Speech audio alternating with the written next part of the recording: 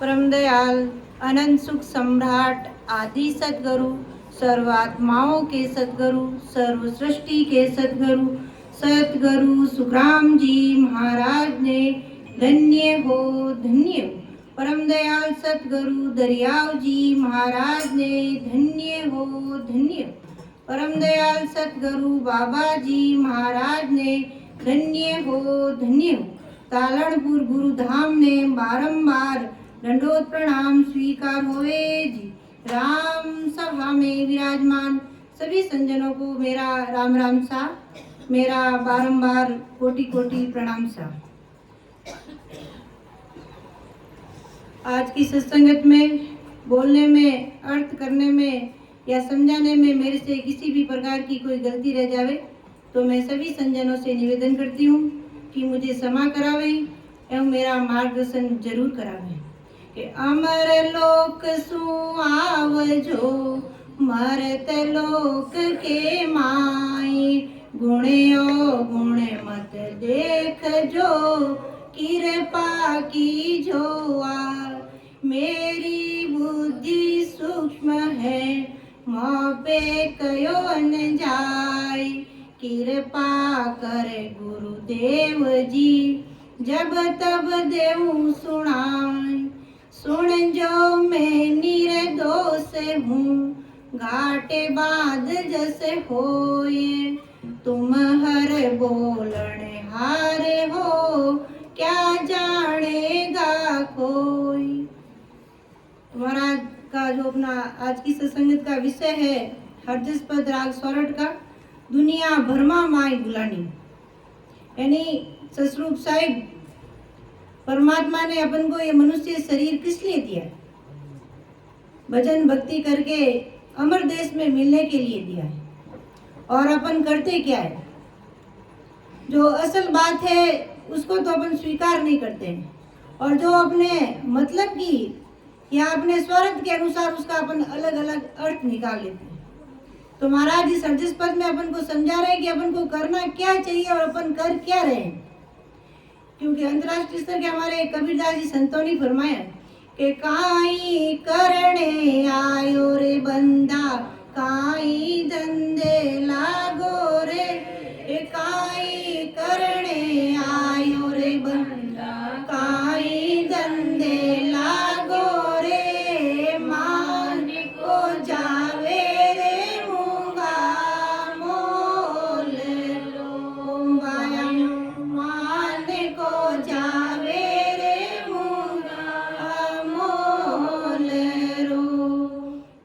यानी ये मनुष्य शरीर बड़ी मुश्किल से मिला और अपन को ससरूप राम जी महाराज की भक्ति के लिए दिया, और अपन कर क्या रहे हैं? जो महाराज इस हरजसपद में फरमा रहे हैं कि दुनिया भरमा माई बुलानी, कि दुनिया भरमा माई बुलानी, दुनिया भरमा माई बुलानी, पूजे नकल असल की निंदा, पूजे नकल असल की निंदा, बोले में तेरी वाणी, ओ दुनिया भरमा माई बुलानी। तो महाराज देखो क्या फरमा रहे कि दुनिया भरमा माई बुलानी, पूजे नकल असल की निंदा, बोले मैं तेवाणी। कि दुनिया पूरी भ्रमों के अंदर भरमाई हुई है, मतलब पूरा संसार भ्रमों में भूल रहा है, केवल भ्रमों को पाल कर बैठा है। पूजे नकल असल की निंदा, नकल बना बना कर पूछते हैं, जो असल ससरूप राम जी महाराज हैं उनकी वो निंदा करते हैं। नकल बना के कैसे पूछते हैं कि जैसे मूर्ति बना ली, अपने मनुष्य अपने हाथ से मूर्ति बनाता है, अपने हाथ से मंदिर बनाता है, उसमें मूर्ति बनाकर रखता है और कहते हैं हम प्राण प्रतिष्ठा कर रहे हैं, और फिर उसकी पूजा करते हैं। एक बार एक मूर्तिकार का परमात्मा से वार्तालाप हो गया तो उसने क्या कहा परमात्मा को कि जो मैं मूर्ति बनाता हूँ उसकी ये तुम्हारे द्वारा बनाए गए वो सब मेरी पूजा करते हैं। यानी मैं मूर्ति बनाता हूँ तो ये सारे संसार के लोग उसकी पूजा करते हैं, और आपने जिसको बनाया वो क्या कर रहे हैं? मेरी बनाई हुई मूर्ति की पूजा कर रहे हैं। तो अपन को ससुर साहिब ने बनाया और अपन क्या करें? अपने हाथों से बनाई हुई जो मूर्तियां उनकी पूजा करें। तो इसलिए महाराज फरमा रहे कि पूरा संसार भ्रमों के अंदर भूल रहा है और सब नकल बना बना कर उसकी पूजा करें। महाराज आगे और क्या फरमा रहे हैं कि सर्प मांड पूजने जावे, सर्प मांड पूजने जावे, असल नाग को मारे, साचा साहिब घट में बैठा, साचा साहिब घट में बैठा, ध्यान पत्थर को धारे, ओ दुनिया भर माये बुलानी। देखो ससुर साहिब राम जी महाराज क्या फरमा रहे हैं कि सर्प मांड पूजने जावे और असल नाग को मारे। संसार अपन देखते हैं नाग पंचमी आती है तो क्या करते हैं? वो काजल से, मेहंदी से, कुमकुम से नाग देवता बनाते हैं, या फिर वो कुमार जो माटी का वो बना के लेके आते हैं और नाग देवता उसकी वो पूजा करते हैं। और अगर सच में कोई सांप आ जाए तो क्या करेंगे? उसकी पूजा करेंगे? नहीं करेंगे। कि सर्प मांड पूजने जावे, असल नाग को मारे। तो दुनिया भ्रमों में भूली हुई है कि नहीं है? सर्प को मांड मांड कर तो उसकी पूजा करते हैं, और असल नाग देवता आ जाए तो सब लट लेकर उसको मारने के लिए दौड़ेंगे। इसलिए महाराज फरमा रहे हैं कि साचा साहिब घट में बैठा, ध्यान पुत्र को धारे। ससुर राम जी महाराज तो अपने घट के अंदर ही विराजमान है, और अपन क्या करते हैं? पत्थर की मूर्ति बनाकर उसकी पूजा करते हैं। इसलिए महाराज फरमा रहे कि दुनिया भरमा माए बुलानी। इसलिए अपन को ऐसे भ्रमों में नहीं पड़ना है और ससुर राम जी महाराज की भक्ति करनी है, जिससे अपन ससुर साहिब के देश में जा सके और सदा सदा के लिए सुखों के सागर में मिल सके। क्योंकि ये सर्प मांड कर पूजने से अपन को अमर लोक की प्राप्ति नहीं हो सकती है। इसलिए महाराज कहा ना, चलता देवल पूज ले प्राणी, माए बसे राई जादो रे, वे तोकू सत्य ज्ञान बतावे, कुछ न राखे छंदो रे। यानी चलता देवल को पूज लो, इससे अच्छा तो है कि तुम एक मनुष्य दूसरे मनुष्य की पूजा कर लो। या अपने जो सदगुरु जी महाराज है कि चलता देवल पूज ले प्राणी, माए बसे राई जादो रे, वे तोकू सत्य ज्ञान बतावे, कछु न राखे छंदो रे। यानी वो ससुर साहिब के जो रूप है, संजन है, सदगुरु जी महाराज है, तुम ऐसी मूर्ति की बजाय उनकी पूजा करो, ताकि वो क्या करेंगे? वो उनके घट में जो ससुर साहिब है, नैनचर निज नाम है, वो तुम्हारे घट में प्रकट करा देंगे, जिससे तुम ससुर राम जी महाराज के देश में मिल जाओगे। वो कुछ भी तुम्हें बताने में कसर कौर नहीं रखेंगे, उसमें उस देश में जाने का ज्ञान तुम्हें भांति भांति से समझा देंगे।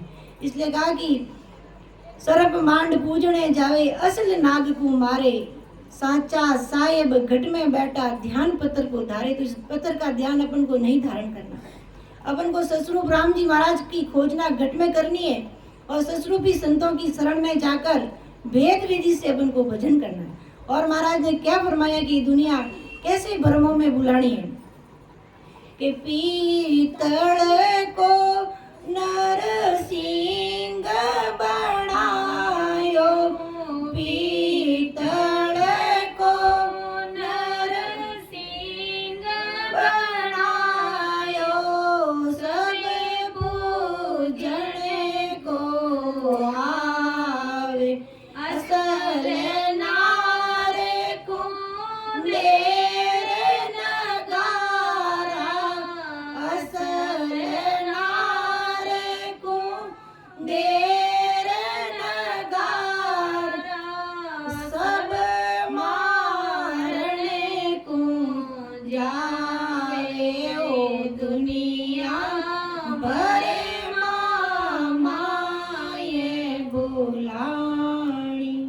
देखो ये दुनिया कैसे भ्रमों में भूली हुई है कि पीतल को नरसिंह बनायो सब पूजन को जावे। पीतल के नरसिंह भगवान बनाकर सब उसकी पूजा करते हैं।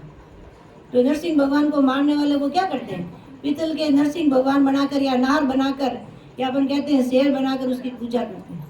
और असल नार को देर नगारा सब मारण को जावे। और असल में कोई नार आ गए तो, असल में कोई शेर आ गए तो क्या करेंगे, पूरे गांव वाले ढोल वगैरह लेकर लट लेकर उसके पीछे दौड़ेंगे। तो महाराज फरमा रहे कि दुनिया कैसे भ्रमों में बुलानी है, जो असल चीज है उसको तो धारण नहीं करती है। और जो ससुरूप राम जी महाराज के देश में नहीं पहुंचाने वाले जो दूसरी 3 लोग की भक्तियां उसमें लगी रहती है। देखो नरसिंह भगवान से एक उदाहरण मेरे को याद आ गया। एक भक्तजन था जो ससुरूप साहिब यानी परमात्मा की भक्ति में रचमच था। उसको भक्ति करते हुए 50 वर्ष के करीब हो गए और उसको राम जी महाराज कभी सशरीर दर्शन नहीं दिए। उसको लगा कि जो देवी देवताओं की पूजा करते हैं उनको तो देवी देवता पर्चा बता देते हैं, उनको हाजिर से हाजिर खड़े रहते हैं। और मैं इतने सालों से ससुरूप साहिब की भक्ति कर रहा हूँ और मुझे अभी तक कुछ दिखा ही नहीं, मुझे कुछ चैन तमाशे दिखे ही नहीं। तो कहा कि आज से मैं ससुरूप साहिब की भक्ति नहीं करूँगा और मैं तो नरसिंह भगवान की भक्ति करूँगा।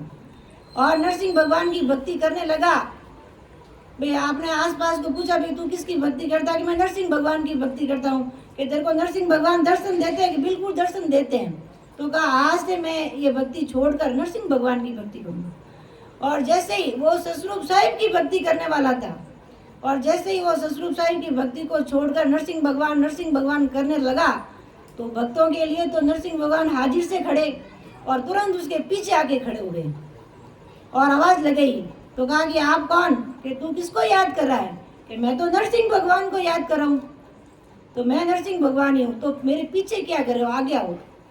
कि मैं तेरे आगे नहीं आ सकता। क्यों नहीं आ सकता, कि तू ससुरूप साहिब की भक्ति करने वाला भक्त जन है और तेरा तेज मैं सहन नहीं कर सकता, मैं तेरे सामने आने की हिम्मत नहीं रखता हूँ।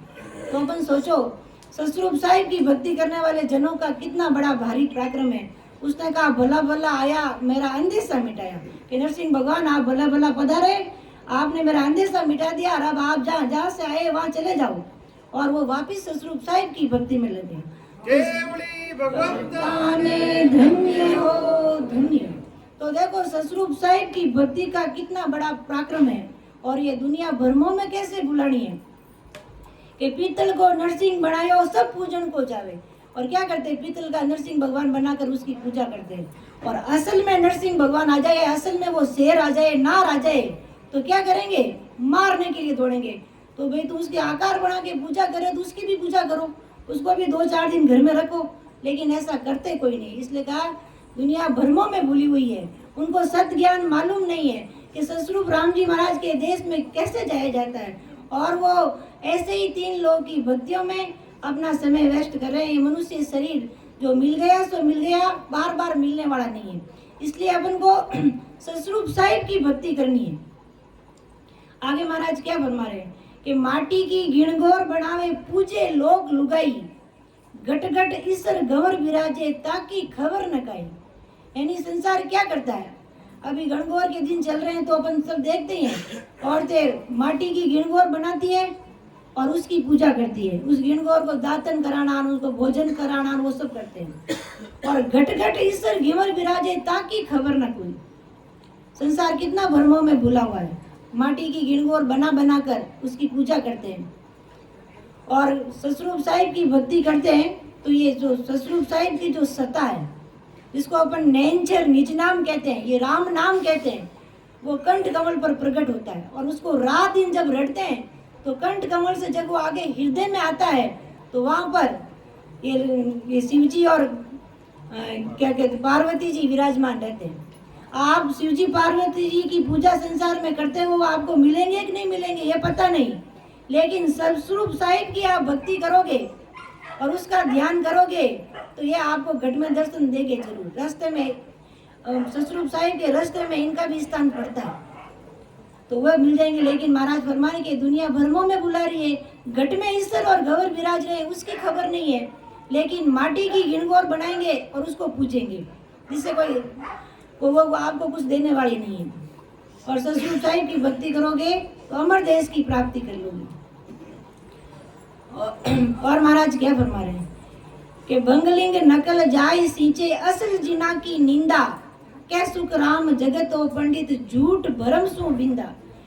यानी अपन देखते हैं पूरा संसार क्या करता है, शिवलिंग की पूजा करता है, और असल संसार में जो मतलब महाराज समझाना क्या चाह रहे हैं, जो असल चीज है उसकी तो ये दुनिया निंदा करती है और उनकी नकलें बना बना कर पूजती है कि शिव जी के लिंग की नकल बनाकर पूजा करते हैं और असल की निंदा करते हैं। तो महाराज फरमाते हैं कि ये संसार और पंडित पूरा भ्रम में भुला हुआ। महाराज एक हरदिस्पद में भी समझा रहे हैं कि कैसे कैसे ये दुनिया अज्ञानी है जो भ्रमों में भूली हुई है कि संतों औचुक बड़ो अज्ञानी, असल वस्तु को सत बतावे सत असत कर जाने। जो असल बात है उसको तो वो क्या करते हैं, असत बताते हैं, और जो असत बात है उसको वो सत मानकर बैठते हैं। कि जो देखो संसार क्या करता है, अम्ल तंबाकू मूल पाप को वो सबके मन भावे। जब अम्ल और तंबाकू है ये पाप की खान है, लेकिन क्या करता है संसार, वो सबके मन को अच्छा लगता है। लेकिन महाराज फरमा रहे हैं कि जो ससुरूप साहिब की भजन भक्ति करने वाले जन है उनको ये दुनिया क्या कहती है कि साध जका को के भगतिया कर्मी को के मोटा।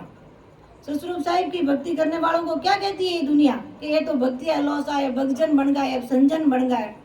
और जो कर्मों में लगे हुए हैं, 3 लोग के जो कर्म कांड में लगे हुए हैं उनको वो मोटा बताती है, बड़ा बताते हैं कि आन देव को लुड़ लुड़ पूजे माँ प्रसाद को खोटा। जो आन देव है, इन 3 लोग की जो भक्तियां करते हैं उसमें देवी देवता अवतार वगैरह आते हैं, उनकी तो वो लुड़ लुड़ कर पूजा करते हैं। लेकिन जो ससुरूप साहिब के देश में मिलाने वाले जो संजन हैं उनको वो झूठा बताते हैं कि कन्या असल धर्म को कूपो सो जलम्या हाई कारो। अगर किसी के घर में कन्या का जन्म हो जाता है तो कन्या का जन्म तो धर्म माना गया है, लेकिन लोग क्या करते हैं, और मेरी बेटी हो गई, मेरे तो बाहर बढ़ गया, अब क्या करें। आजकल का ऐसा चलन नहीं है, लेकिन कई घरों में आजकल भी ऐसा होता है। लेकिन महाराज ने क्या कहा, पुत्र जन्मिया थाल बजावे सो कर्मा को भारो। और पुत्र जन्मने पर क्या करते हैं, थाल बजाते हैं। महाराज बताना क्या चाह रहे हैं, जो सत्य चीज है उसको तो ये दुनिया मानती नहीं है और असत को सत मानकर बैठी हुई है।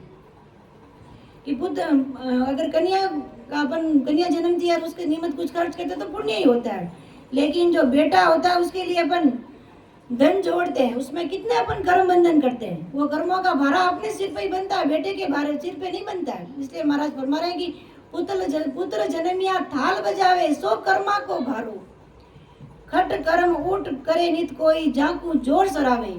यानी जो संसार में अन्य भक्तियां उसके कर्म करते हैं या करणियां करते हैं उनको जोर सरावे, वाह फलान जी ने बहुत बड़ा यज्ञ रखा, फलान जी ने बहुत उसका उजमड़ा किया, उसका दुनिया बहुत सराहती है।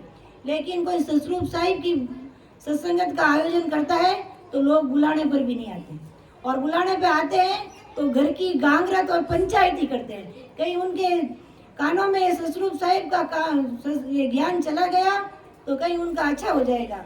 इसलिए सत्संगत में जाते हैं तो भी क्या करते हैं, घर की पंचायती करते हैं, गांगरत में बैठे रहते हैं। उनको थोड़ी देर भी ससुरूप साहिब से प्रीति नहीं आती, राम जी महाराज से प्रेम नहीं आता उनको, क्योंकि वो उसमें राजी है। इसलिए महाराज कह रहे हैं कि उसको तो वो सत मानते हैं और ससुरूप साहिब की और ध्यान नहीं देते हैं, और ससुरूप साहिब की भक्ति को वो असत मानते हैं। कै सुख राम तत् का भेदी ताकि निंदा गावे। जो ससुरूप साहिब राम जी महाराज की भक्ति करने वाले जन हैं उनकी तो वो निंदा करते हैं, उनको कहते हैं कि लो ये संजन बन गए, ये भगतजन बन गए। और फालतू की जो कहते हैं ना वो भाड़े के जो भगतिये होते हैं वो रात दिन ढोलक धमाड़े कूटते हैं और उनमें उनको बड़ा रस आता है, और औरतें भी वहाँ खूब नाच करती है। लेकिन ससुरूप साहिब का जो ये प्योर घी है वो हरेक को पचता नहीं है। इसलिए महाराज फरमा रहे हैं कि दुनिया भरमा माए भुलानी, असल बात की पूजे नकल, असल की निंदा बोले मैं तेवाणी।